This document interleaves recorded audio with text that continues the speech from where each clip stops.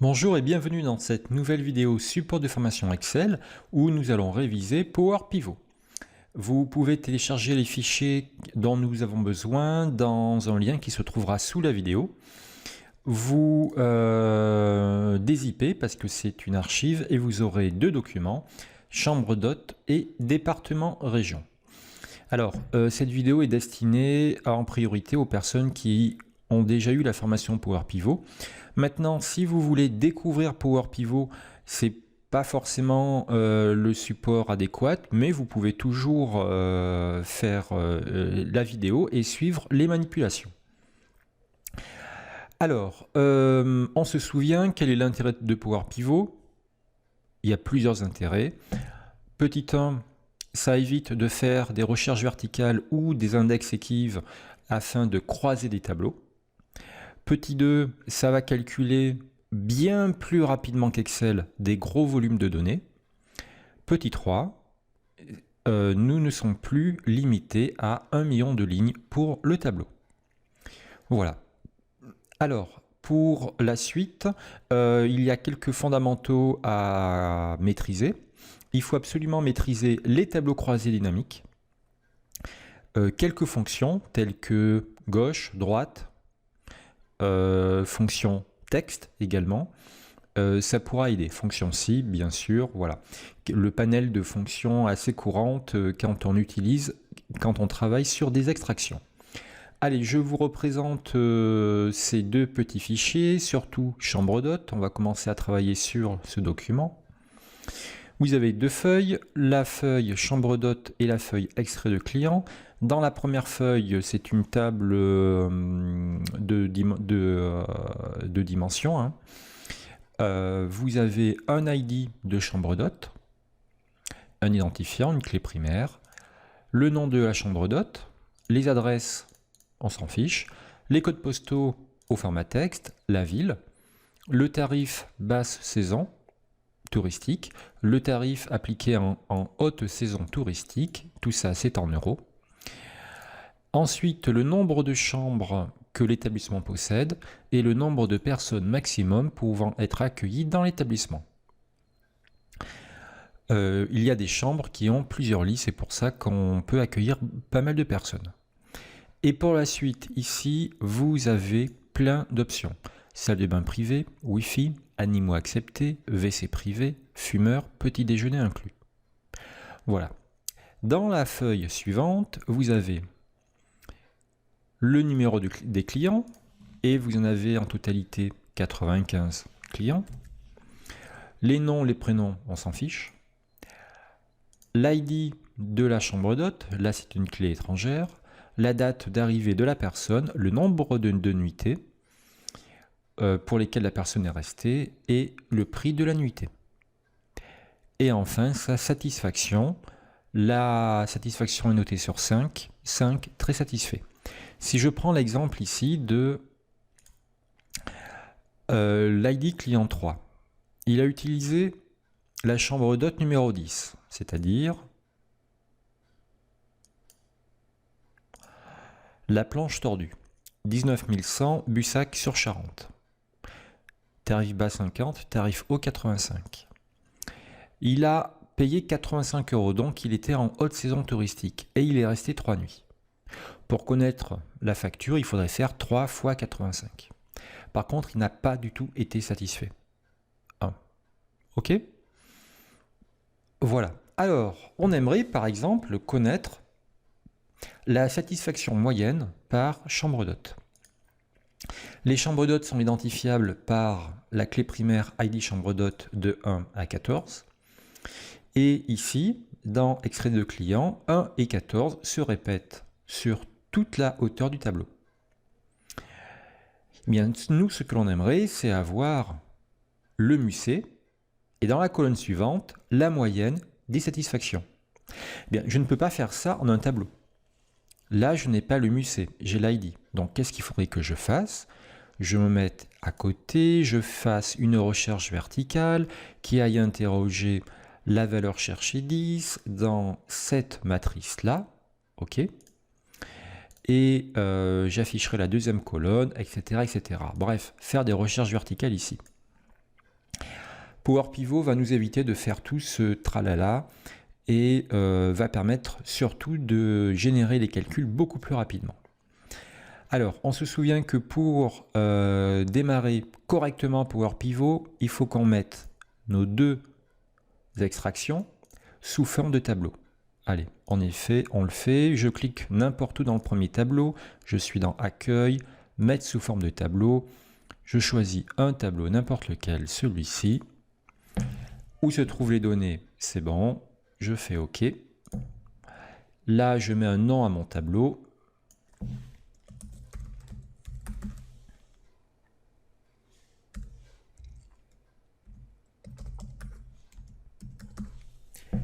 Chambre d'hôte, ok, pas de caractère bizarroïde, pas d'accent, pas d'espace. Je valide. Ok, deuxième tableau, je me mets quelque part ici. Je suis toujours dans l'accueil, insérer sous forme de tableau. Allez, je change de couleur, je prends ça. Je fais OK et je mets un nom au deuxième tableau. Je l'appelle tout simplement client. Non, pas vraiment client, mais je vais l'appeler plutôt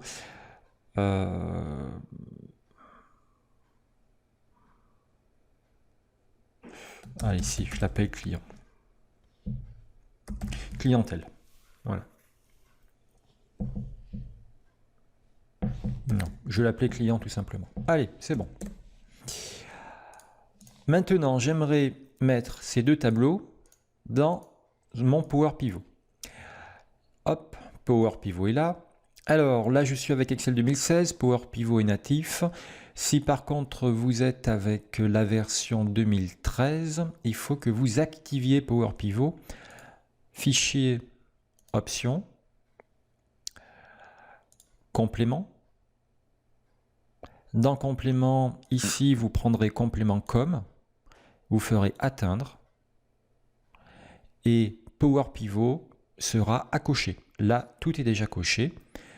Power Maps, Power Pivot, Power View. D'accord? Donc, il faut en fait que au moins Power Pivot soit coché afin d'avoir en haut, ici, l'onglet Power Pivot. Allez, je valide. C'est bon.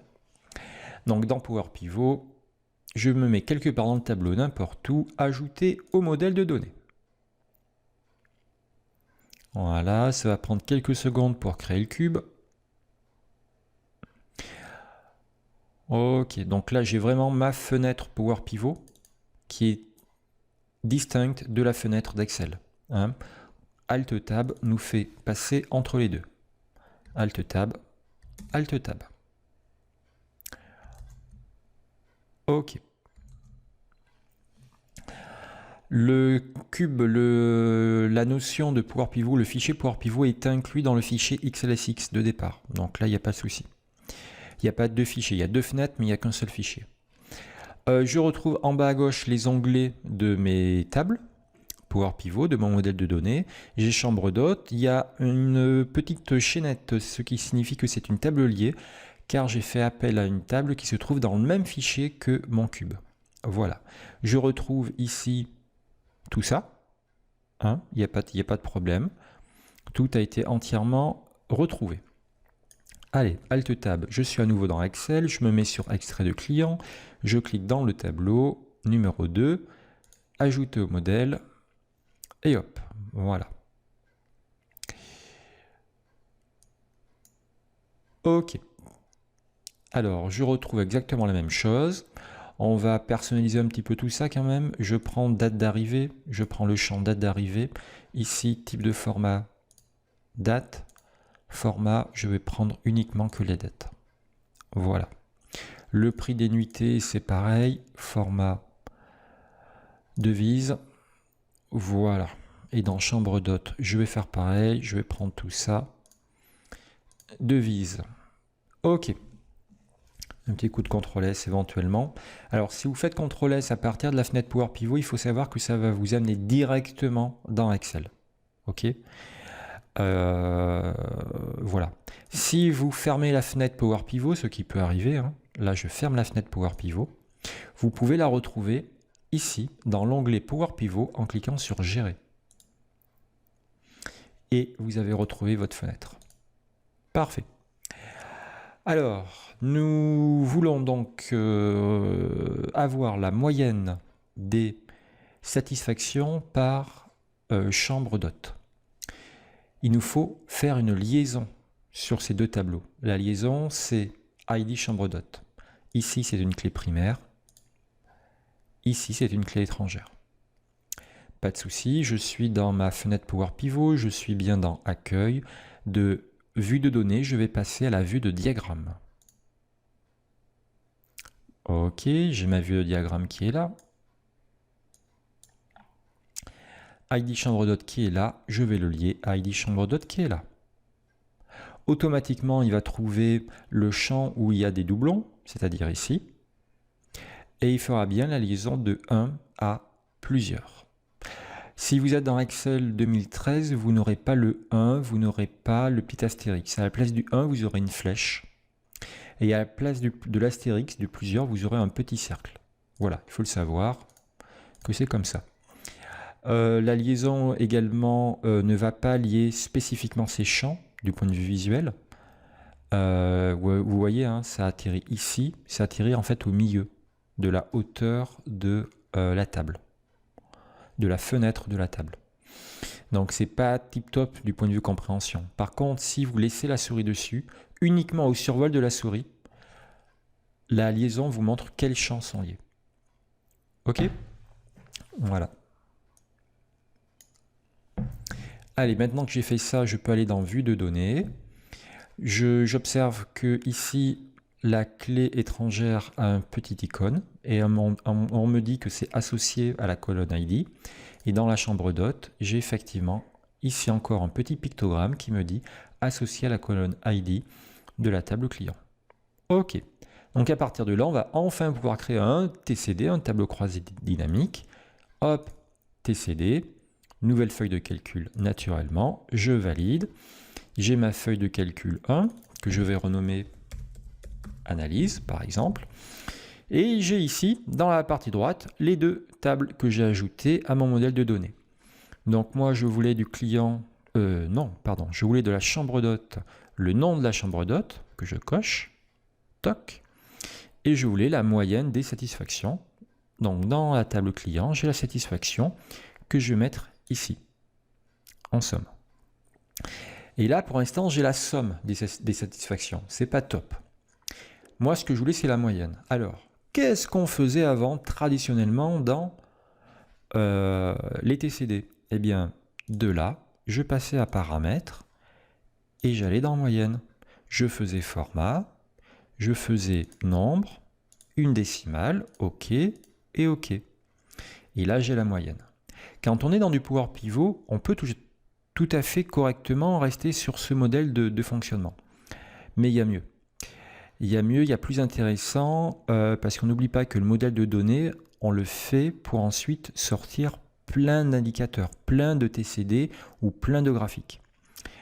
Donc, il va être vraiment ennuyeux, rébarbatif, de devoir mettre à chaque fois ici la moyenne, une décimale, chaque fois que je vais faire appel à la moyenne des satisfactions. Donc ça, je l'enlève. Qui plus est, il vaut mieux faire ces calculs-là de moyenne directement dans le cube. Je reviens à ma fenêtre Power Pivot, Alt Tab. J'avais ici, dans la table client, là, le champ satisfaction. Je me mets en dessous et je vais faire un agrégat. Vous avez ici dans Accueil l'outil somme automatique, mais en fait, il y a beaucoup plus. Dans la petite flèche, on retrouve tous les agrégats classiques. Moi, je veux la moyenne. Automatiquement, ça m'a fait ici average, moyenne en anglais, du champ entre crochets, satisfaction, stage 5. D'accord? Tout ce qu'il y a avant les deux points, c'est le titre, d'accord? Donc vous pouvez renommer facilement, mais attention, ne touchez pas aux deux points. Voilà, moyenne satisfaction. Allez, je valide. Ça m'a renommé. Là, la moyenne est ici. OK, clic droit, format. Je veux un nombre, une décimale. Je fais OK. Parfait. Donc à partir de là, si je reviens dans mon TCD, Alt Tab, je vais retrouver donc dans la table où j'étais, dans la table client, si je descends, FX, moyenne satisfaction. Et là, je l'affecte aux valeurs. Et donc, j'aurai toujours ceci de disponible sur tous les autres TCD que je ferai. OK. Donc là, j'ai bien la moyenne des satisfactions. Il n'y a pas de souci. Maintenant, j'aimerais connaître le chiffre d'affaires. Je reviens dans mon Power Pivot. Le chiffre d'affaires, c'est le nombre de nuitées multiplié par le prix de la nuit. Je vais faire un champ calculé ici. Égal. Quand vous faites égal, ça n'apparaîtra pas là, mais ça apparaîtra ici en haut. D'accord? Égal nombre de nuitées multiplié par le prix de la nuitée. Et je valide.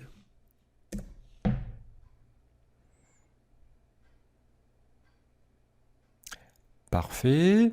Je prends tout ça, je vais me le mettre en devise. Impeccable. Je double-clique sur le champ et je vais le nommer CA.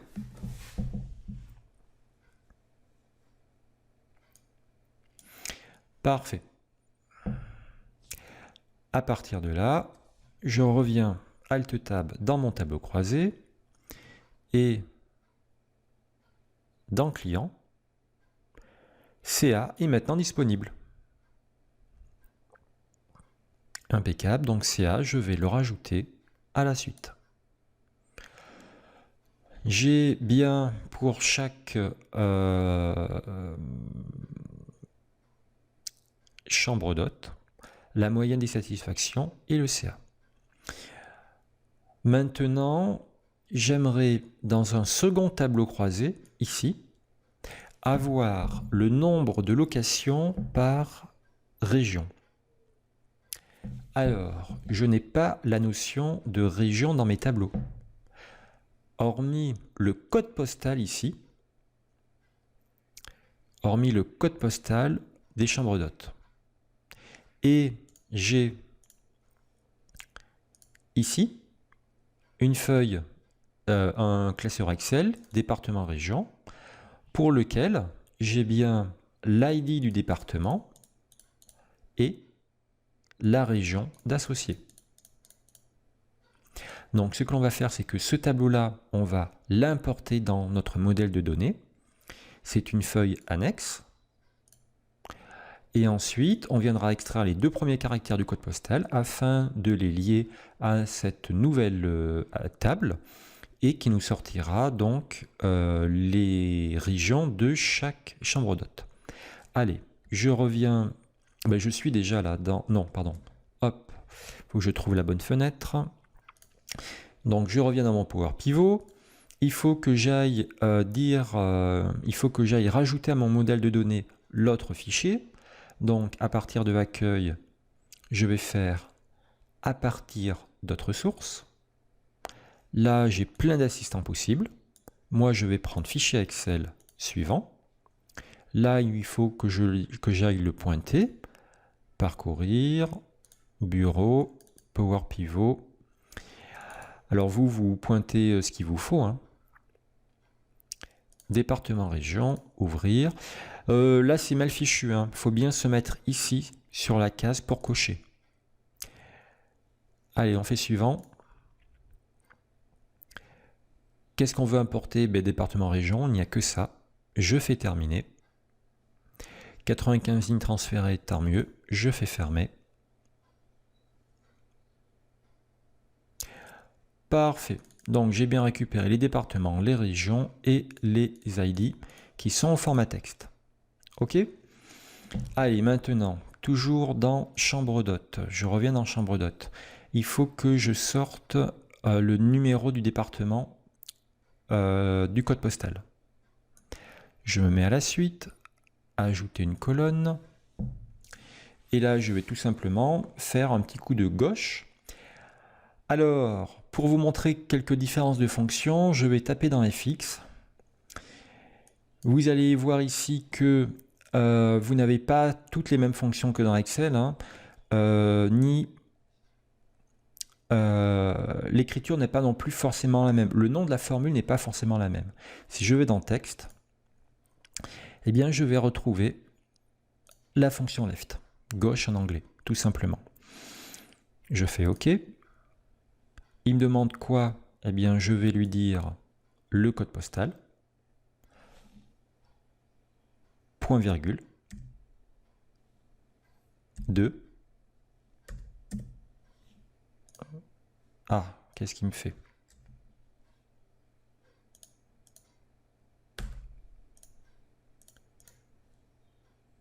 Je recommence. Left. Left de quoi? Left de ça. Bon, on va se la taper au clavier, c'est pas grave. Égal. Left, entre parenthèses. J'ouvre un crochet. Et là, j'ai la liste de tous les champs. Code postal. Voilà, là je fais tabulation. Ne faites surtout pas entrer, je fais tabulation pour valider en fait. Point virgule, et moi je veux 2 caractères. 2, et je n'oublie pas de fermer la parenthèse. Je valide. Parfait, j'ai récupéré ici le numéro du département et je renomme ID DEP. Impeccable. Il faut maintenant que j'aille lier ceci, ID DEP, à ID DEP de la table département région. Donc je vais dans la vue de diagramme, hein, accueil, vue de diagramme.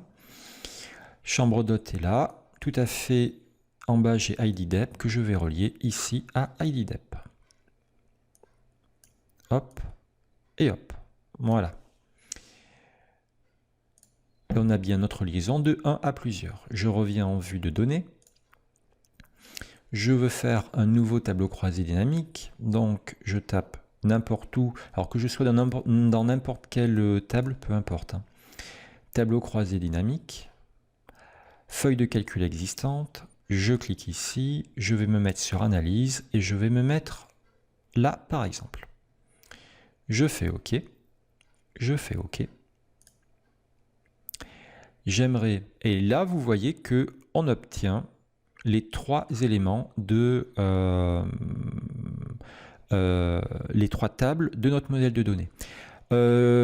Cliquez bien sur activer le contenu dans le bandeau ici, parce que département région fait appel à une connexion externe. Donc activer le contenu, bingo. Ok. Et moi ce que je voulais c'était par région. Hop, je vais prendre région ici que je vais mettre en ligne. Bingo. Alors là, il y a tous. Il y a toutes les régions. Mais après, il n'y en aura qu'une ou deux parce que je n'ai pas de... Dans les données que je vous ai données, il y a très peu de régions en fait. Et j'aimerais le nombre de locations. Alors, je retourne dans mon Power Pivot.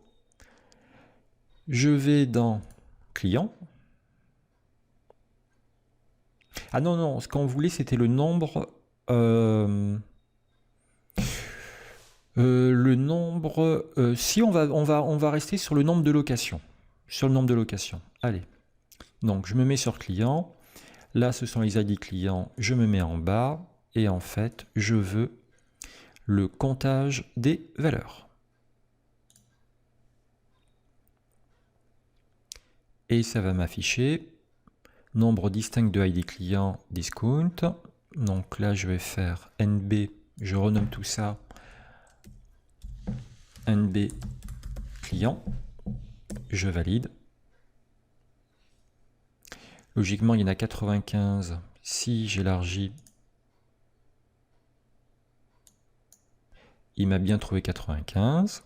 C'est un agrégat, donc dès que je vais basculer sur mon TCD, dans client, je vais retrouver mon FX, nombre de clients, que je vais mettre ici. Parfait. Ok, c'est bon pour ça. Allez, ici, on va faire un tout petit graphique. On va faire un camembert en fonction des départements cette fois-ci. Allez, on se met dans le TCD, dans le modèle de données, pardon. Au lieu de faire nouveau tableau croisé dynamique, je clique sur la petite flèche, nouveau graphique croisé dynamique, feuille existante, je clique ici, je le veux ici, mon petit camembert, je fais OK, je fais OK. Et j'aimerais dans ce graphique le nombre de clients par département. Donc, ici, je vais mettre les départements en axe et je vais mettre dans client le nombre de clients en valeur. Parfait. Pour l'instant, j'ai ceci. Hein, j'ai un histogramme. Oh, quoique, on pourrait conserver notre histogramme. On va conserver l'histogramme. Allez, on va conserver l'histogramme. On va changer le titre simplement. Nombre de clients.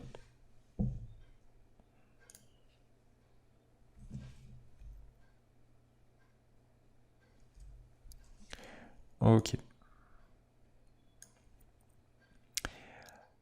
Je ferme tout ça. Et maintenant, très classiquement, dans un tableau d'analyse, on va mettre des filtres sous la forme de segments. D'accord? Alors, les segments, on va les positionner au-dessus. Je vais ici insérer quelques lignes supplémentaires. Voilà. Je reprends dans Analyse ici, insérer un segment. Alors, je vais par exemple mettre toutes les options, animaux de compagnie, fumeur, petit déjeuner inclus, salle de bain privée, WC privé et Wi-Fi. Ça doit faire 6 en tout, c'est bon. Je fais OK. J'ai tous mes filtres qui sont là. Alors là, c'est un peu trop long. On va se mettre sur 2 colonnes. Je suis dans le filtre, je suis dans option de segment. Hop, voilà, 2 colonnes. Ça ira beaucoup plus... Ça sera beaucoup plus lisible.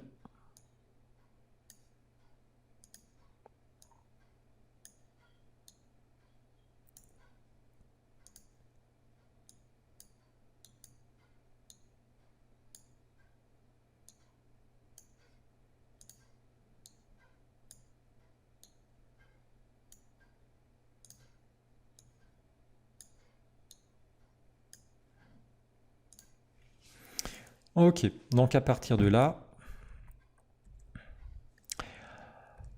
je sauvegarde un petit coup. Donc à partir de là, les segments, il faut les prendre un à un et les relier à mes 3 éléments. Il y a 2 tableaux croisés et un graphique. Donc ce segment-là, signaler les connexions, je coche partout. OK. Celui-ci, pareil.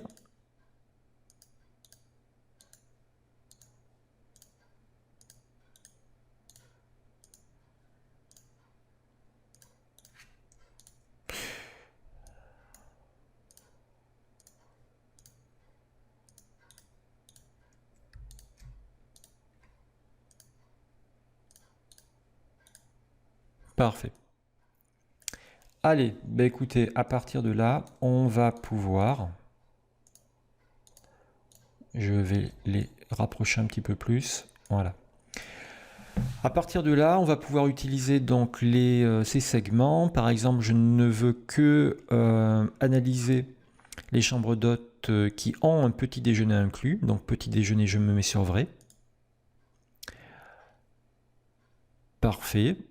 Je n'ai plus que 2 départements, qu'une seule région ici. Parmi ceux-là, je veux uniquement ceux qui ont une salle de bain privée. Voilà, ça filtre de plus en plus. Si je veux revenir à tous les filtres, je peux cliquer ici sur effacer les filtres ou maintenir contrôle et refaire des sélections, des sélections multiples dans les segments. Voilà, bah écoutez, là on a fait le b.a.-ba, les fondamentaux de Power Pivot, c'est-à-dire mettre plusieurs tables dans un modèle de données, établir des relations entre les tables, c'est indispensable, hein. Faire des agrégats, éventuellement faire des champs calculés, et après faire appel à des tableaux croisés ou à des graphiques croisés, puis à des segments pour avoir un outil d'analyse rapide et compréhensible. Voilà, mais écoutez, bravo si vous avez pu refaire cette petite vidéo et ces quelques exercices. D'autres vidéos Power Pivot viendront avec le temps. À très bientôt, merci.